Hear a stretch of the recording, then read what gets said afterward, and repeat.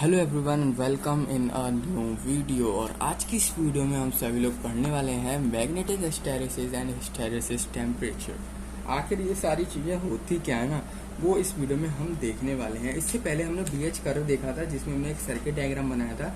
वैसे इसी तरीके का सर्किट डायग्राम इसमें बनता है, पर इसमें क्या होता है, जो स्विचेस होते हैं ना, इसमें स्विचेस होते हैं वो हमारे रिवर्सिबल होते हैं। जो स्विचेस होते हैं वो रिवर्सिबल होते हैं। इसका मतलब यही है, सिंपली तो स्विच है ना, उसको हम रिवर्स कर देते हैं। ठीक है, तो सब फर्स्ट ऑफ ऑल मैं डायग्राम इसका बना लेता हूँ, क्योंकि हमारा कुछ इस तरीके का बनता है। यहाँ पर हमारे पास आती है रिंग, जिससे ये सब चीज़ें कनेक्टेड रहती हैं एक रिंग से। ठीक है, एक परफेक्ट सर्कल होता है। ठीक है, एक रिंग से जो है ये सारी चीज़ें हमारी कनेक्टेड रहेंगी। यहाँ पर आएगा हमारी बैटरी बी, इसको मैं बी नाम देता हूँ। एंड देन यहाँ पर एक रेस्टेड, यहाँ पर इस तरीके से वायर से ये कनेक्टेड होंगे। एंड ये वायर आपका कुछ इस तरीके से जाएगा। ठीक है, वायर आपको कुछ इस तरीके से जाएगा। एंड इस वायर जो है ना, ये वायर आपका रोल्ड रहेगा यहाँ पर। ठीक है, इस तरीके से ये वायर जो है ना आपका इस तरीके से रोल्ड रहेगा।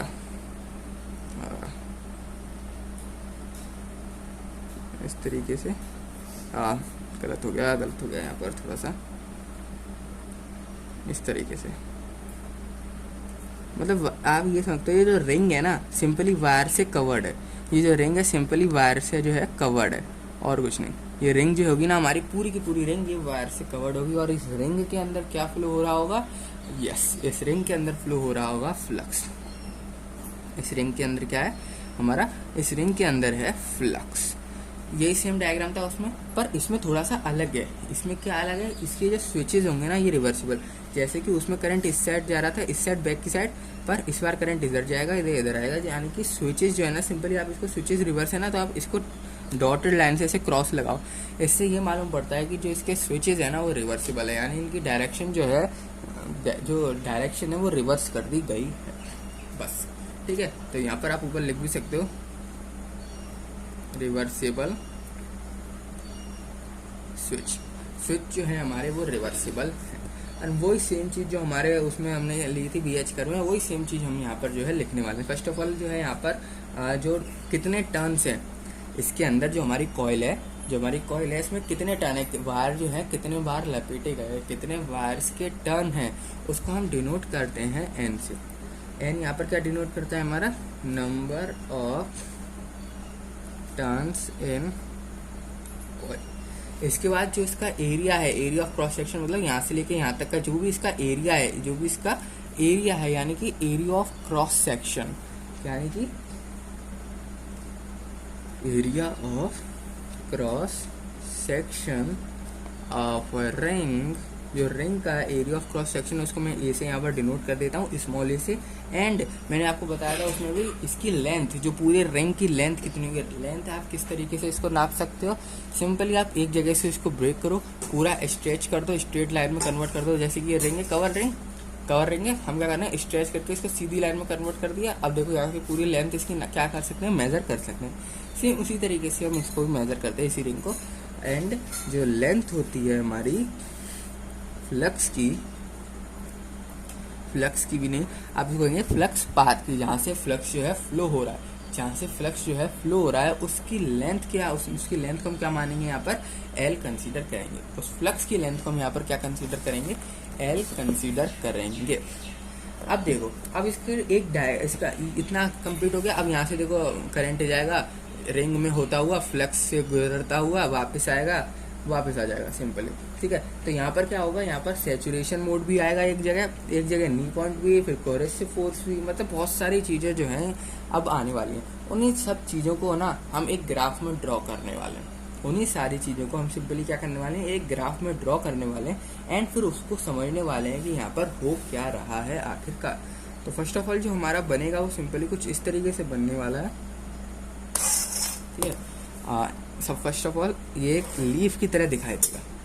ये किसकी तरह दिखाई देगा? आपका लीफ की तरह दिखाई देगा। किस तरीके से? यहाँ से जाएगा ऐसे होते हुए, एंड ये वापस इस तरीके से होते हुए आएगा। बस ये क्या है, ये यही बता रहा है ये ग्राफ। देखो अभी इतना ही ग्राफ में अगर छोड़ो यहाँ पर, इसके आगे नहीं बनाओ, तो सिंपली ये बता रहा है कि एक पॉइंट से जो है यहाँ से चलना स्टार्ट होता है एंड देन कुछ समय बाद ये वापस उसी पॉइंट पे आके मिल रहा है। एक पॉइंट से जो है चलना स्टार्ट होता है एंड कुछ समय बाद ये वापस उसी पॉइंट पे आके मिल रहा है। तो जहाँ से पॉइंट स्टार्ट हुआ एंड जहाँ से पॉइंट एंड हुआ, तो उसको उस पॉइंट को हम बोलते हैं सैचुरेशन पॉइंट। सैचुरेशन, ये पॉइंट यहाँ पर क्या मिलता है आपको, सैचुरेशन। एंड देखो मैं इसको थोड़ा नेमिंग कर देता हूँ तो पर उससे पहले जो है यहाँ से एक लीफ की तरह ये ज्वाइन होगा, लीफ की तरह ज्वाइन होगा।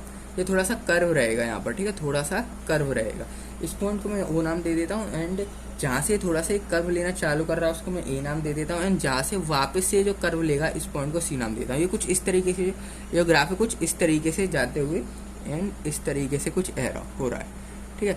क्या ले रहा है, ये कर्व ले रहा है, जहाँ जहाँ इसको ए पॉइंट मान लिया, इसको मैंने सी पॉइंट मान लिया बेसिकली, ठीक है, और कुछ नहीं।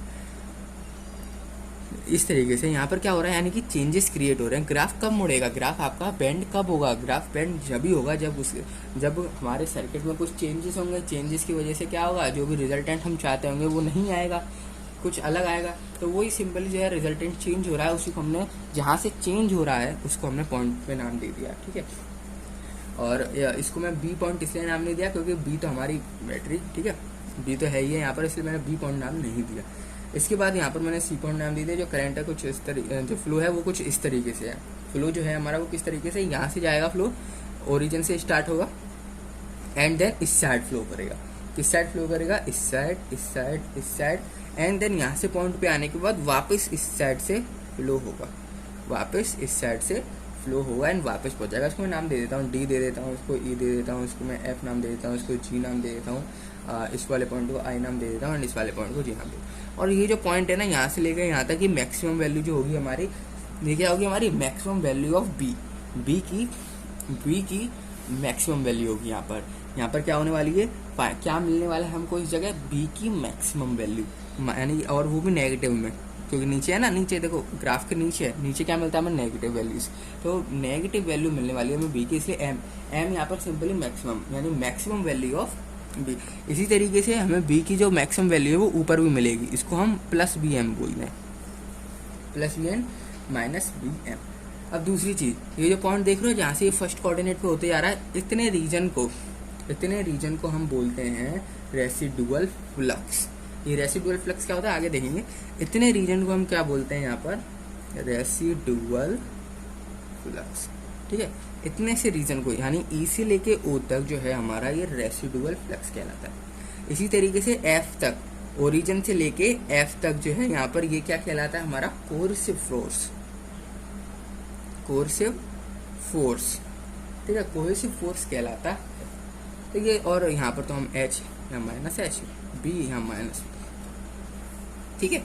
तो ये हमारा डायग्राम है। अब इस डायग्राम को ना थोड़ा सा समझते हैं कि आखिर इस सर्किट के अंदर हो क्या रहा है, रेसिडुअल फ्लक्स क्या होता है, ये जो फ्लो कर रहा है इस तरीके से, इसका मतलब क्या है, कोहेसिव फोर्स क्या है, यहाँ पर सैचुरेशन मोड क्या है, मैक्सिमम वैल्यू किस तरीके से मिले, सिंपली। पर उससे पहले जो साइकिल है ना, इसके बारे में जानना बहुत ज़्यादा जरूरी है।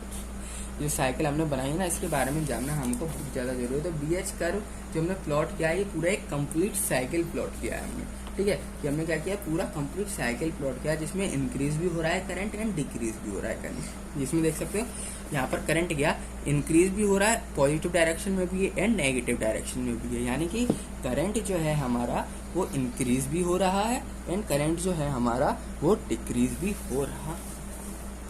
उसी चीज को मैं यहाँ पर अब लिखने वाला हूँ। तो यानी कि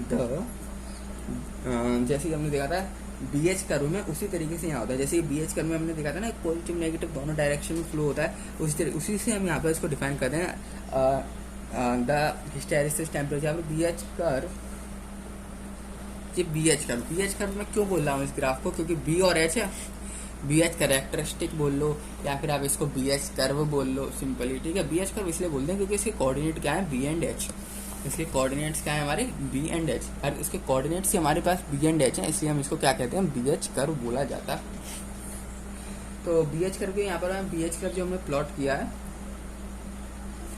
for one complete cycle of magnetization, जिसमें क्या हो रहा है, एक कंप्लीट साइकिल है मैग्नेटाइजेशन की, पूरी कंप्लीट साइकिल है, जिसमें क्या क्या हमें चीज देखने को मिलनी है। एक तो करंट का इंक्रीजमेंट एंड करंट का डिक्रीजमेंट, तो इसी को मैं चीज को यहाँ लिख रहा हूँ, यानी इंक्रीज इन करंट।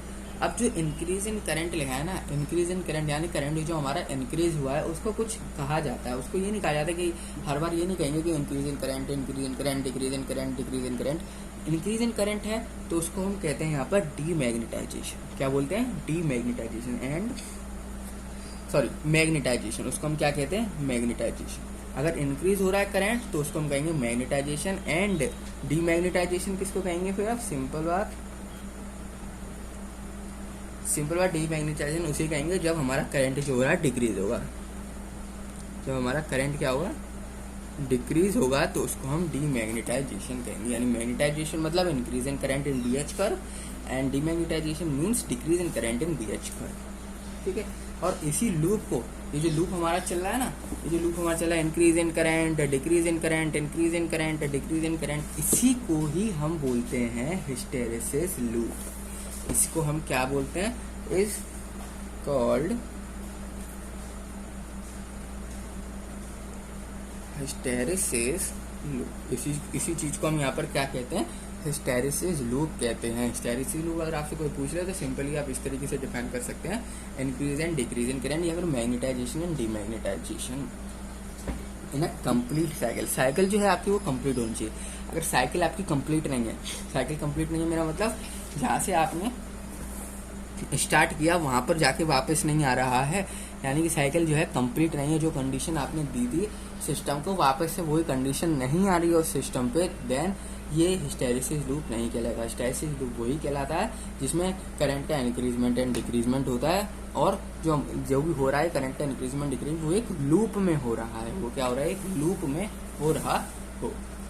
और अब एक फिनोमेना की बात करते हैं, जैसे फॉलिंग बैक ऑफ फ्लक्स। यहाँ पर सिंपली क्या हो रहा है? फ्लक्स का फॉलिंग बैक हो रहा है, यानी डेंसिटी का डीमैग्नेटाइजेशन। अगर फ्लक्स जो है वापस आ रही है, इसका अर्थ क्या होगा? इसका मतलब क्या होगा? डेंसिटी का डीमैग्नेटाइजेशन। अब फिनोमेना तो यही सेम चीज मैं यहाँ पर लिख दे रहा हूँ, the phenomena of falling back of flux. Falling back of flux का मतलब सिंपली फ्लक्स का डिक्रीज होना, फ्लक्स का डिक्रीज होना। यहाँ पर क्या हो रहा है? फ्लक्स का डिक्रीज, यानी falling back of flux. Flux की जो वैल्यू है वो अगर डिक्रीज हो रही है, इस फिनोमेना से क्या पता चलेगा? अगर फ्लक्स डिक्रीज हो रही है, इसका मतलब डीमैग्नेटाइजेशन। इसका मतलब डीमैग्नेटाइजेशन, यानी डेंसिटी फ्लक्स डेंसिटी, अगर फ्लक्स भी नहीं, फ्लक्स डेंसिटी। अगर फ्लक्स डेंसिटी जो है हमारी फॉलिंग बैक हो रही है, कम हो रही है फ्लक्स की डेंसिटी, देन फ्लक्स डेंसिटी जो हमारी कम हो रही है इस सर्किट के अंदर, देन इसका मतलब है डीमैग्नेटाइजेशन। इसका मतलब क्या है? डेंसिटी कब कम होगी? जब हमारा करंट क्या होगा? डिक्रीज होगा। तो करंट डिक्रीज हो रहा है, इसका मतलब क्या हो रहा है? डीमैग्नेटाइजेशन हो रहा है। अगर करंट डिक्रीज हो रहा है तो इसका मतलब क्या हो रहा है? Demagnetization. Then while demagnetization is called hysteresis. इसको हम हिस्टैरिसीस कहते हैं। इसको हम क्या कहते हैं? Hysteresis. The phenomena of falling back of a flux density while demagnetisation, then it is called hysteresis. Demagnetisation के समय हमारी जो फ्लक्स डेंसिटी है उसका कम होना, ये हिस्टैरिसीस कहलाता है। वो क्या कहलाता है? हमारा हिस्टैरिसीस कहलाता है। और जो फ्लक्स डेंसिटी होती है ना, देखो अब एक और चीज देखो यहाँ पर, the value of flux density when the current through the coil is reduced to zero, यानी the value of flux density when the current through the coil is reduced to zero. जब करंट जो है zero हो जाए, जब current जो है zero हो जाए सर्किट के अंदर, पर उसकी जब उसकी वैल्यू क्या होगी? Flux density. जब करंट जो है हमारा वो जीरो हो रहा है, करंट हमारा जीरो हो रहा है सर्किट के अंदर, देन जो हमारी वैल्यू होगी फ्लक्स डेंसिटी की वो क्या कहलाएगी हमारी, वो सिंपली क्या होगी, वो हमारी होगी रिमेनेंट फ्लक्स। क्या होगी वो, रिमेनेंट फ्लक्स, जो कि और यहाँ पर आप उसको कह सकते हो रेसिडुअल मैग्नेटाइजेशन, यानी बची हुई जो भी बचा होगा उसको हम सिंपली क्या कहेंगे, रेसिडुअल फ्लक्स या फिर रेसिडुअल मैग्नेटाइजेशन। ठीक है, is called zero, is called, जब आपकी जो है ना करंट जीरो पे पहुंच जाएगी, ये बात याद रखना, ये लाइन को आप जो है अंडरलाइन कर लेना, जब करंट रिड्यूस टू जीरो, यानी करंट जब जीरो तक पहुंच जाएगी, जो वैल्यू होगी फ्लक्स डेंसिटी की वो क्या होगी हमारी, वो जो होगी सिंपली जो वैल्यू बचेगी, जो कुछ बचेगा फ्लक्स डेंसिटी में, जो भी कुछ बचेगा जब हम करंट की वैल्यू रिड्यूस टू जीरो, यानी जीरो करता है करंट की वैल्यू, जीरो तक लेके जाए करंट की वैल्यू, जो हमारी फ्लक्स डेंसिटी बची होगी, फ्लक्स डेंसिटी जो भी बची होगी, उसी फ्लक्स डेंसिटी को हम रेसिडुअल मैग्नेटाइजेशन कहते हैं, कॉल्ड, और या फिर आप इसको कह सकते हो रेसिडुअल फ्लक्स डेंसिटी, बहुत सारे नाम है, क्या कह सकते हो आप, रेसिडुअल फ्लक्स डेंसिटी और रिमेनेंट फ्लक्स डेंसिटी, यानी बची कुछ है तो रिमेनेंट, और क्या बचा हमारा residual, and this is also called, उसको हम और क्या कह सकते हैं, रेसिडुअल मैग्नेटाइजेशन, उसको हम और क्या कहते हैं, रेसिडुअल मैग्नेटाइजेशन, उसको हम सिंपल यहाँ पर क्या कहते हैं, रेसिडुअल मैग्नेटाइजेशन कहते हैं। अब रेसिडुअल मैग्नेटाइजेशन भी पढ़ ली, अब एक अगला टर्म आता है जिसको हम कहते हैं रिटेंडिविटी। क्या कहते हैं, रिटेंडिविटी। अब वो क्या होता है, वो सिंपली रेसिडुअल फ्लक्स जो है हमारी डिपेंड करती है, ये जो रेसिडुअल फ्लक्स लिखा है ना मैंने, ये चीज डिपेंड भी करती है, किस चीज पे ये डिपेंड करता है, रेसिडुअल फ्लक्स। तो रेसिडुअल फ्लक्स जो है हमारा ये डिपेंड करता है मटेरियल पे, कि आखिर जो मटेरियल की रिंग है वो आखिर है कौन से मटेरियल की, क्या वो सपोर्ट करती है रेसिडुअल फ्लक्स को, क्या सपोर्ट नहीं करती है रेसिडुअल फ्लक्स को। तो ये जो होती है ना रेसिडुअल फ्लक्स से डायरेक्टली प्रोपोर्शनल होती है नेचर ऑफ अ मटेरियल। ठीक है, तो द मैग्नीट्यूड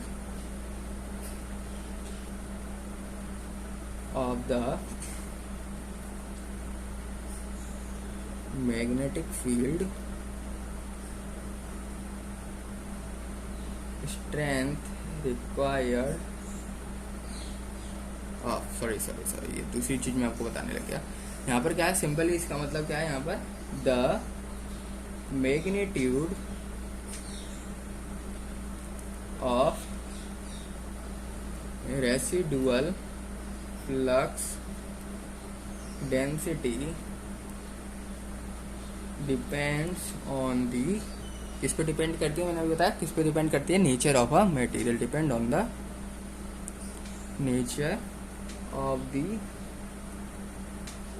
मटेरियल, यानी मटेरियल का जो भी नेचर होगा उस पर डिपेंड करेगी, मटेरियल या फिर ऑफ द कोर, कुछ भी कह दो, मटेरियल कह दो, कोर कह दो, ठीक है, उस पर जो है ये डायरेक्टली प्रोपोर्शनल होती है, उस पर पूरा डिपेंड करती है। और इसी प्रॉपर्टी को, ये एक प्रॉपर्टी है भाई कि रेसिडुअल जो है हमारा, रेसिडुअल मैग्नेटाइजेशन जो है, मैग्नीट्यूड जो है रेसिडुअल फ्लक्स डेंसिटी का, वो डायरेक्टली प्रोपोर्शनल है नेचर ऑफ मटेरियल के।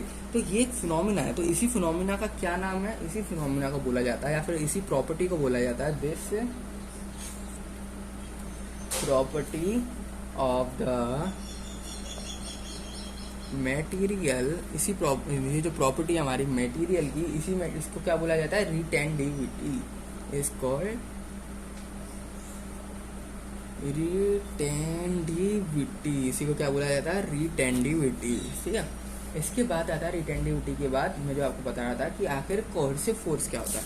हमने इस वीडियो में देखा ना कि ये कोहेसिव फोर्स है, रेसिडुअल फ्लक्स क्या होता है ये तो हमने देख लिया, वो बचा हुआ फ्लक्स, सिंपली बचा हुआ फ्लक्स रेसिडुअल फ्लक्स से क्या होता है मैंने आपको बता दिया। अब बचता है हमारा कोहेसिव फोर्स क्या होता है, कोहेसिव फोर्स। अब ये क्या बला है, तो सिंपली जो मैग्नीट्यूड होता है ना किसी भी मैग्नेटिक फील्ड स्ट्रेंथ का, किसी भी मैग्नेटिक फील्ड स्ट्रेंथ का जो मैग्नीट्यूड होता है उसको रिक्वायर्ड क्या है, उसको रिक्वायर्ड सिंपली यही है कि जो रेसिडुअल फ्लक्स डेंसिटी है वो वाइप आउट हो जाए, वाइप आउट मतलब निकल जाए, जो रेसिडुअल फ्लक्स डेंसिटी है वो आपकी निकल जाए, यही चाहता है हमारा क्या, मैग्नेटिक फील्ड स्ट्रेंथ सिंपली।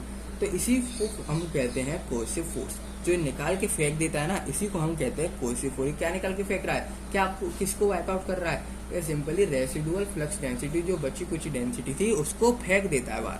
तो यही जो फोर्स, इसको फेंकने के लिए जो फोर्स लग रहा है सिंपली, उसको हम कोएसिव फोर्स कहते हैं। देखो ये जो फ्लक्स को, ये जो फेंकने के लिए जो लग रहा है ना फोर्स, रेसिडुअल फ्लक्स डेंसिटी को फेंकने के लिए जो फोर्स लग रहा है, उसी को हम कोएसिव फोर्स कहते हैं। उसी को हम यहाँ पर क्या कहते हैं, कोएसिव फोर्स। तो वही सेम चीज में जो है यहाँ पर लिख देता हूँ, क्या चीज कि the magnitude of the magnetic field density, magnetic field density नहीं, मैग्नेटिक फील्ड स्ट्रेंथ। डेंसिटी तो वो होती है इसको, जिसको ये वाइप आउट करता है, डेंसिटी को वाइप आउट करता है, स्ट्रेंथ को ये लेता है। जो स्ट्रेंथ, जितनी ताकत इसको लगी वाइप आउट करने में, वो होती है हमारी कोएसिव फोर्स। तो फील्ड स्ट्रेंथ आएगा,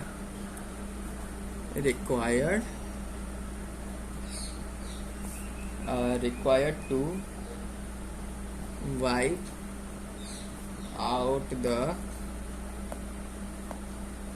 residual flux density is called as coercive force.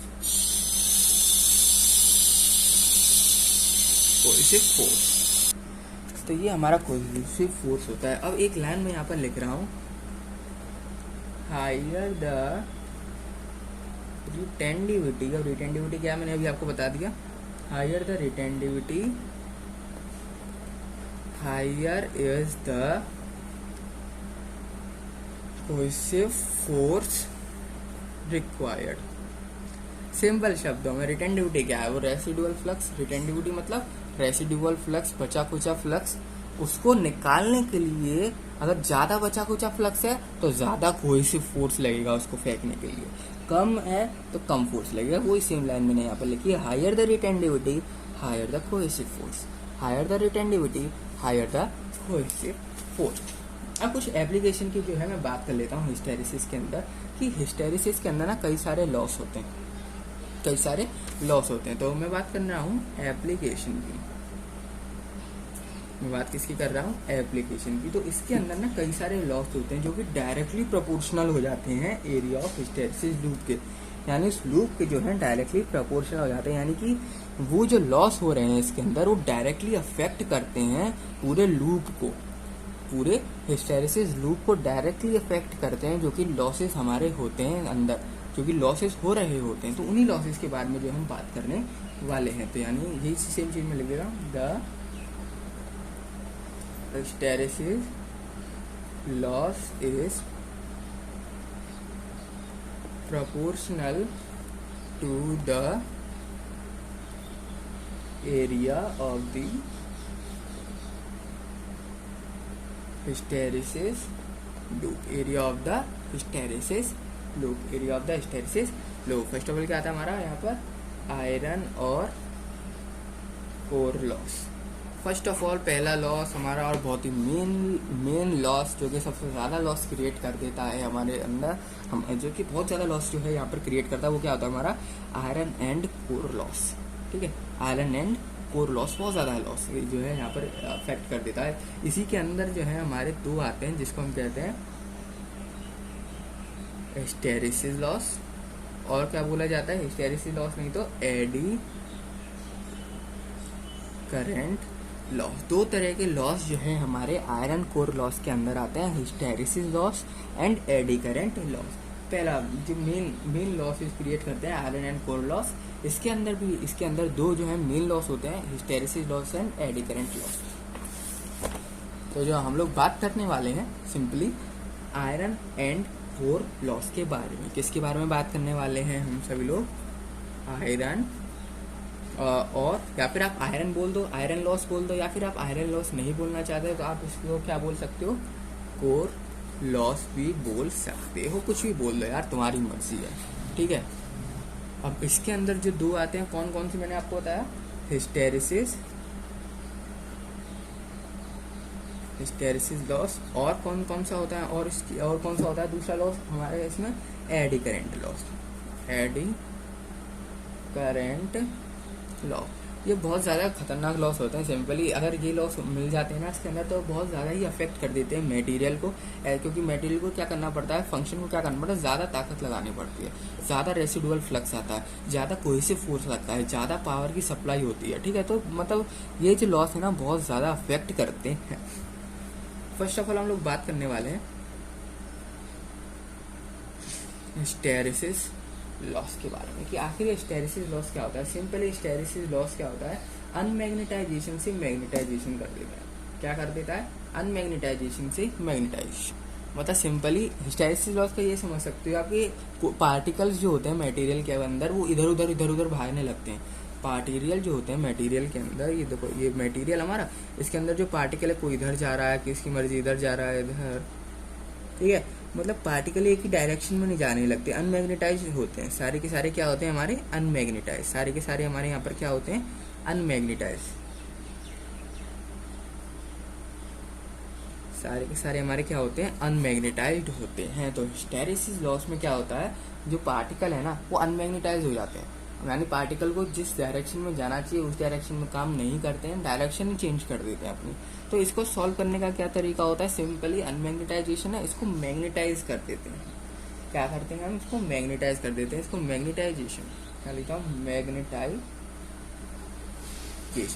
Simple in particle को हम मैग्नेटाइज कर देते हैं। मैग्नेटाइज कर देते हैं तो क्या बनता है, हमारा जो डायरेक्शन है ना वो सेम डायरेक्शन हो जाती है। डायरेक्शन जो है हमारी पार्टिकल्स के मूव होने की वो एकदम सेम हो जाती है, जिसकी वजह से जो हमारा लॉस है वो कम हो जाता है, काफ़ी हद तक कम हो जाता है। यानी कि अनमैग्नेटाइज से हमने क्या कर दिया, ये मैग्नेटाइज कर दिया।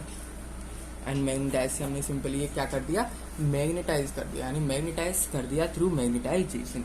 अब ये करने के लिए भाई क्या चाहिए, ये तो हमने कर तो दिया भाई, बता दिया तो हमने भाई कर दिया, पर इसके लिए रिक्वायरमेंट क्या है, क्या क्या चीज़ों की आवश्यकता होती है। सिंपली इसको हिस्टेरिसिस लॉस को प्रिवेंट करने के लिए, रोकने के लिए हमको जो मटेरियल की रिक्वायर्ड होती है, सबसे पहले वो हमारा सॉफ्ट मैग्नेटिक मटेरियल होना चाहिए।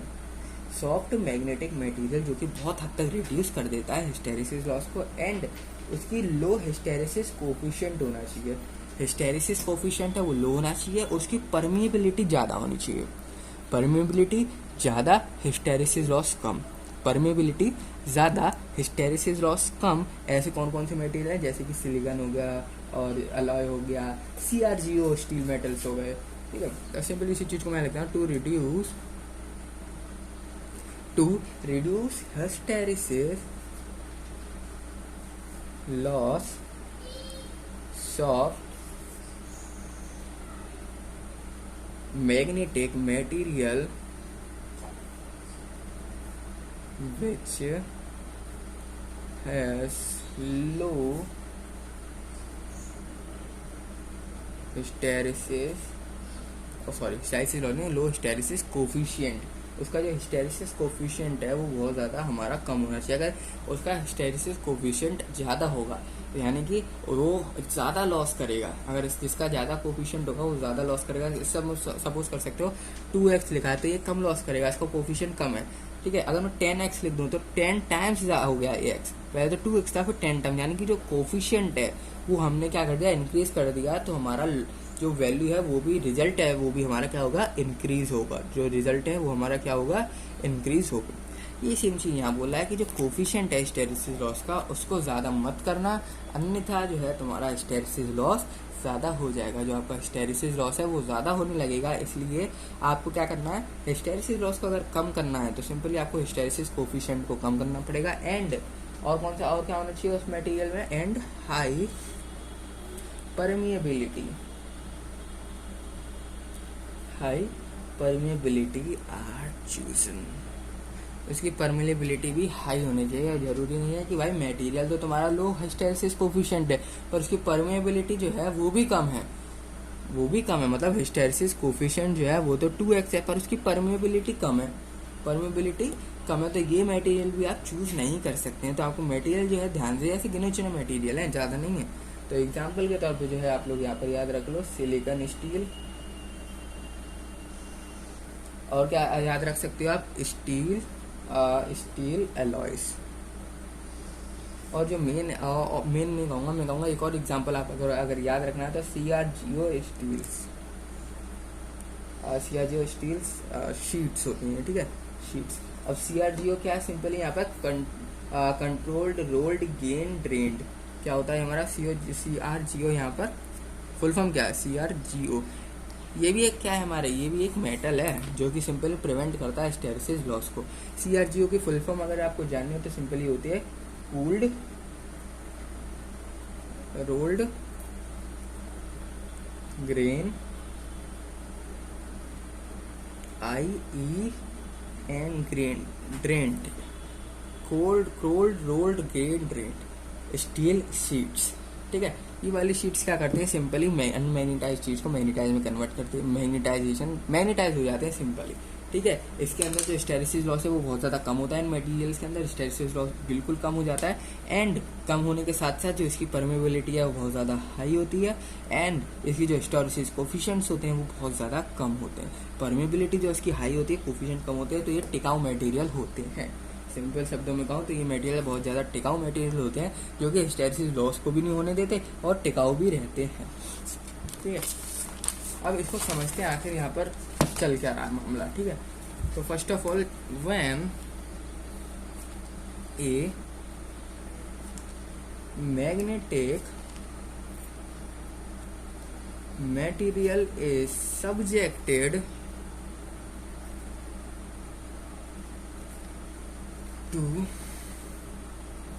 रिपीटेड साइकिल, जब एक मटेरियल जो हम क्या करते हैं मैग्नेटिक मटेरियल को देते हैं सर्किट्स के अंदर, तो सिंपली वो क्या करता है, रिपीट करता है साइकिल को। वो क्या करता है, सिंपली रिपीट करता है साइकिल को। मैग्नेटाइजेशन एंड डीमैग्नेटाइजेशन वाली प्रॉपर्टी रिजल्ट में मिलती है। मैग्नेटाइजेशन डीमैग्नेटाइजेशन मतलब करंट इंक्रीज डिक्रीज होता है। Repeated cycle of magnetization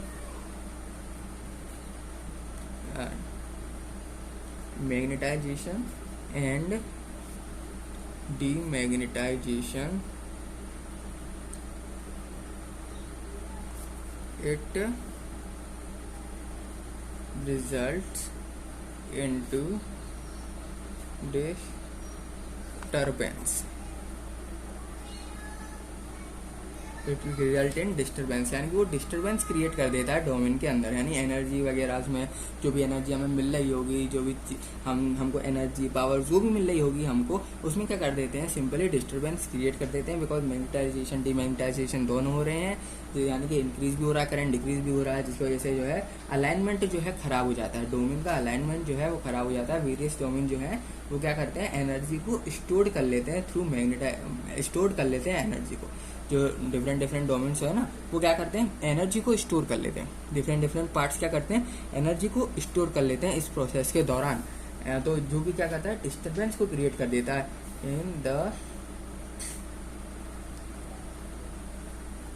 in the alignment in various domain. Energy is returned, इससे पहले एनर्जी गॉट स्टोर्ड, रिटर्न तो बाद में होगी। सबसे पहले एनर्जी क्या होगी, energy is got stored when magnetic field is established. अगर मैग्नेटिक फील्ड जो है इस्टेब्लिश हो गई किसी भी सर्किट के अंदर, सर्किट बनाया आपने, उसके अंदर सबसे पहले क्या होगा, मैग्नेटिक मटेरियल को आपने सब्जेक्टेड कर दिया, मैग्नेटिक मटेरियल पुट कर दिया, जिसकी वजह से क्या होगा, साइकिल बनेगी मैग्नेटाइजेशन और डीमैग्नेटाइजेशन की, जिसकी रिजल्ट में डिस्टर्बेंस क्रिएट हो जाएगा, जिसकी वजह से अलाइनमेंट बिगड़ जाएगा और वेरियस डोमेन में एनर्जी स्टोर हो जाएंगी। जिसकी वजह से एनर्जी स्टोर हो जाएंगी तो हमारी जो मैग्नेटिक फील्ड्स होंगी वो सारी हमारी स्टेब्लिश्ड हो जाएंगी। अगर वो सारी हमारी जो है मैग्नेटिक फील्ड हमारी स्टेब्लिश्ड हो गई, फिर क्या होगा, एनर्जी का लॉस, एनर्जी वापस जाएगी।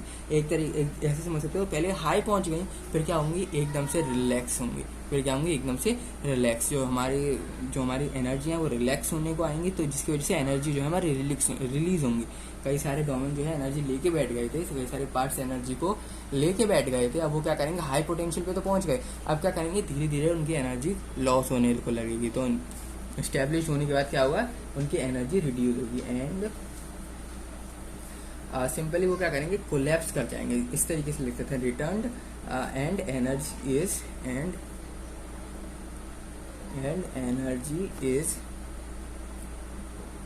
returned when the field collapses, but due to hysteresis all the energy is never return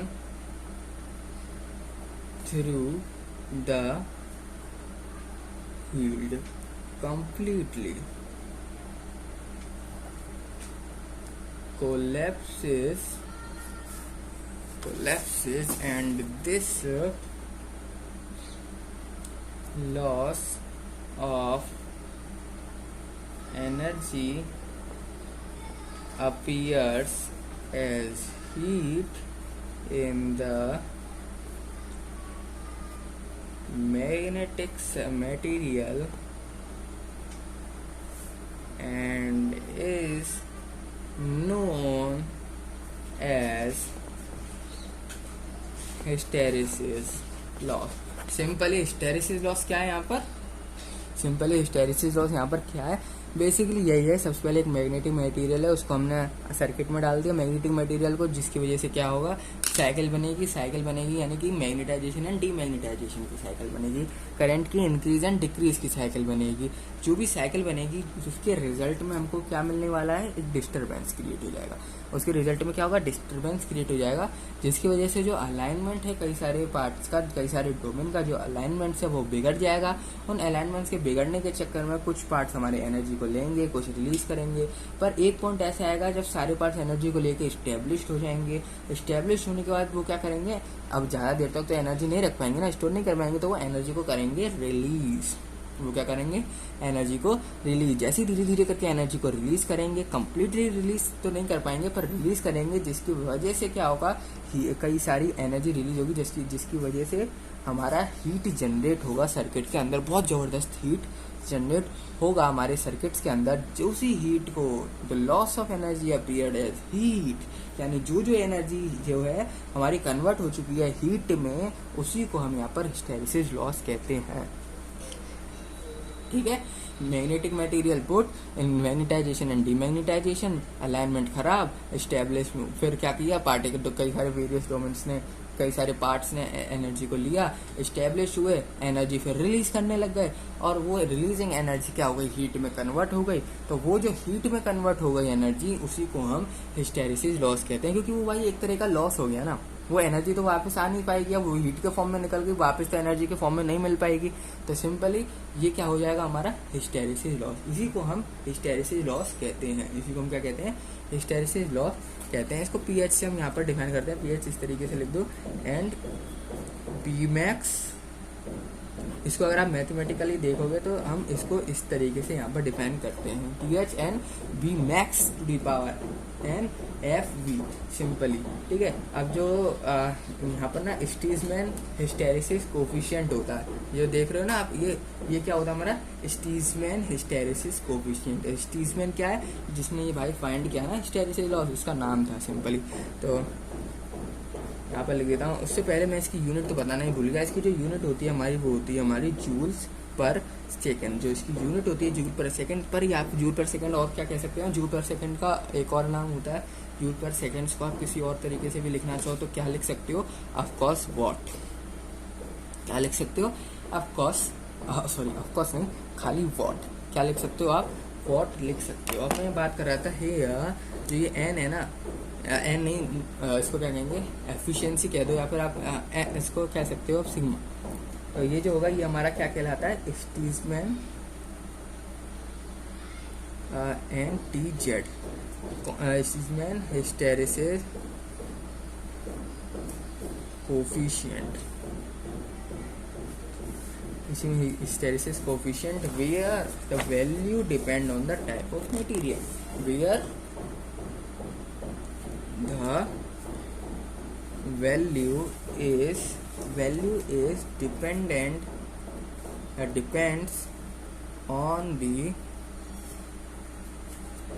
type of material. वो किस पे डिपेंड करेगा, टाइप ऑफ मटेरियल। जो हमारा स्टीजमैन्स कांस्टेंट है ना, ये सिंपली मटेरियल के टाइप पे डिपेंड करता है। अगर मटेरियल का टाइप फेवरेबल होगा तो सिंपली उसकी वैल्यू कम होगी, ज़्यादा होगी, उसी के ऊपर डिपेंड करेगा। उसकी वैल्यू कम होनी है, ज़्यादा होनी है, किसके ऊपर कौन डिपेंड करता है, मटेरियल डिपेंड करता है। अगर ज़्यादा होगी तो हिस्टेरिसिस लॉस ज़्यादा हो जाएगा, कम होगी तो हिस्टेरिसिस लॉस कम हो जाएगा। क्यों, देखो सीधा बात है भाई, डायरेक्टली प्रोपोर्शनल है ना, सीधा मल्टीप्लाई हो रहा है, डिवाइड नहीं हो रहा, मल्टीप्लाई हो रहा है। अगर मैं इसको बढ़ाऊंगा तो ऑफकोर्स ये बात है, वैल्यू जो है पीएच की वो बढ़ेगी, यानी कि ये क्या है, ये हिस्टेरिसिस लॉस ही तो, और क्या है, ये क्या हमारा हिस्टेरिसिस लॉस। जितनी एन की वैल्यू जहाँ पर बढ़ती जाएगी, रो की वैल्यू बढ़ती जाएगी, उतनी ही हमारी क्या होने वाली है, हिस्टेरिसिस लॉस बढ़ने वाली है। उतनी ही हमारी क्या बढ़ जाएगी, हिस्टेरिसिस लॉस बढ़ जाएगी। और भी इसमें चीज़ें जैसे कि जो बी मैक्स लिखा था, ये क्या है, ये मैक्सिमम फ्लक्स डेंसिटी होती है। जो हमारी बी मैक्स लिखा था ना मैंने, ये चीज़, ये क्या होता है हमारा मैक्सिमम फ्लक्स डेंसिटी। याद रखना, ये फ्लक्स डेंसिटी होती है। ये क्या होती है हमारी फ्लक्स डेंसिटी। बी मैक्स हम क्या कहते हैं यहाँ पर, मैक्सिमम फ्लक्स डेंसिटी। क्या कहते हैं हम इसको, मैक्सिमम फ्लक्स डेंसिटी सिंपली। और जब हमने एफ बनाया था वहां पर सिंपल, उसको क्या कहते हैं, सप्लाई फ्रीक्वेंसी। इसको हम क्या कहते हैं, सप्लाई फ्रीक्वेंसी, यानी जो फ्रीक्वेंसी सप्लाई करी गई होगी सर्किट को, उसको हम सिंपली एफ से डिनोट करते हैं यहाँ पर, जिसको हम सप्लाई फ्रीक्वेंसी कहते हैं। जिसको हम क्या कहते हैं, सप्लाइड फ्रीक्वेंसी या फिर सप्लाई फ्रीक्वेंसी। अब जो वी मैंने लिखा था यहाँ पर, वी भी लिखा था एक, देख सकते हो वी, ये क्या कहलाता है हमारा, सिंपली ये वॉल्यूम होता है। ये क्या होता है हमारा, वॉल्यूम ऑफ, किस चीज का वॉल्यूम है, ये वॉल्यूम ऑफ है कोर। जो कोर प्रेजेंट है उसका वॉल्यूम आखिरकार कितना, जो भी अंदर मटेरियल प्रेजेंट है, जो भी आपने मटेरियल दिया है, जो कि आपने मटेरियल को पास किया है, जो कि हिस्टेरिसिस लॉस कम है, जिसके अंदर मैग्नेटिक मटेरियल है, सॉफ्ट मैग्नेटिक मटेरियल है, परमेबिलिटी ज़्यादा है, हिस्टेरिसिस कांस्टेंट कम है, तो वो मटेरियल जो आपने दिया वो आखिर उस मटेरियल का वॉल्यूम कितना है, आखिर उस मटेरियल का वॉल्यूम कितना है। अगर जितना भी उसका वॉल्यूम है सिंपली वो भी सीधा मल्टीप्लाई कर रहा है। इसलिए कह रहे थे हम कि जो मटेरियल पे है ये सबसे ज़्यादा डिपेंड करता है। आपका जो हिस्टेरिसिस लॉस है ये सबसे ज़्यादा जो है डिपेंड करता है मटेरियल के टाइप पे। आपका मटेरियल फेवरेबल होना चाहिए, आपका हिस्टेरिसिस लॉस सीधा कम हो जाएगा। मटेरियल फेवरेबल नहीं है तो हिस्टेरिसिस लॉस कम बिल्कुल भी नहीं होने वाला। अब जो मैंने पावर लिखी थी एन यहाँ पर, अब ये क्या है, ये इसकी यहाँ कहाँ तक जानी है वैल्यू भाई, ये कहीं तो इनफाइनाइट तक तो जानी नहीं है भाई, मटेरियल है, इनफाइनाइट तक तो पहुँच ही नहीं सकती ऑफकोर्स। तो जो एन की वैल्यू है ना ये कांस्टेंट होता है ऑफकोर्स सी बात है। एंड जो इसकी वैल्यू होती है वो 1.5 से लेके 2.5 तक चलती है। कहाँ तक चलती है, 1.5 से लेके 2.5 तक जो है इसकी लगभग वैल्यू चलती है। इसकी वैल्यू भी क्या करती है, डिपेंड करती है 1.5 से लेकर 2.5 के बीच में लाई करती है। इसकी भी वैल्यू जो होती है ना वो मटेरियल पे डिपेंड करती है। अगर मटेरियल थोड़ा सही है तो उसकी वैल्यू क्या होने वाली है हमारी 2.5 के करीब करीब। मटेरियल थोड़ा बेकार है, फेवरेबल नहीं है मटेरियल, तो इसकी वैल्यू 1.5 होने वाली है। क्या होने वाली है, it's value depends on the type of magnetic material, यानी मैग्नेटिक मटेरियल का क्या टाइप है। तो देखो एक चीज़ आपने यहाँ पर नोटिस करी होगी फर्स्ट ऑफ ऑल कि जितनी भी चीज़ है वो सब मटेरियल पे डिपेंड कर रही हैं। क्या नोटिस किया हमने यहाँ पर, जितनी भी चीज़ें वो सारी की सारी चीज़ें मटेरियल पे डिपेंड कर रही हैं। अगर आपका मटेरियल जो है वो ज़्यादा एन की वैल्यू है, कॉन्स्टेंट की वैल्यू थोड़ी ज़्यादा है, वॉल्यूम उसका थोड़ा कम है, सप्लाई फ्रीक्वेंसी उसकी थोड़ी कम है, मैक्सिमम फ्लक्स डेंसिटी उसकी थोड़ी कम है, तो आपका जो है हिस्टेरिसिस लॉस कम हो जाएगा। अगर इनकी वैल्यू सिंपली कम है, जो आपका लॉस है वो कम हो जाएगा। अगर इनकी वैल्यू ज़्यादा है तो लॉस आपका ज़्यादा होगा। तो फर्स्ट ऑफ ऑल जो है कांस्टेंट पे जो है सबसे ज़्यादा डिपेंड करता है, क्योंकि इसकी वैल्यू ना, अगर आपने ऐसा मटेरियल ले लिया जो बहुत ज़्यादा ही क्या करता है, सपोर्ट नहीं दे रहा है इसको, यानी इनकी जो वैल्यू है बहुत ज़्यादा हाई हो रही है, स्टीजमैन वॉट हिस्टेरिसिस की जो वैल्यू है, स्टीजमैन हिस्टेरिसिस कोफिशिएंट जो है ये बहुत ज़्यादा हाई पहुंच रहा है, बहुत ज़्यादा हाई है, ये जो है बहुत ज़्यादा हाई है, जिसकी वजह से क्या होगा यहाँ पर सीधा मल्टीप्लाई, हिस्टेरिसिस लॉस ज़्यादा, ये कम है तो हिस्टेरिसिस लॉस कम। तो इस वीडियो में इतना ही, मिलते हैं आप सभी लोगों से नेक्स्ट वीडियो में। ठीक है, मिलते हैं आप सभी लोगों से नेक्स्ट वीडियो में।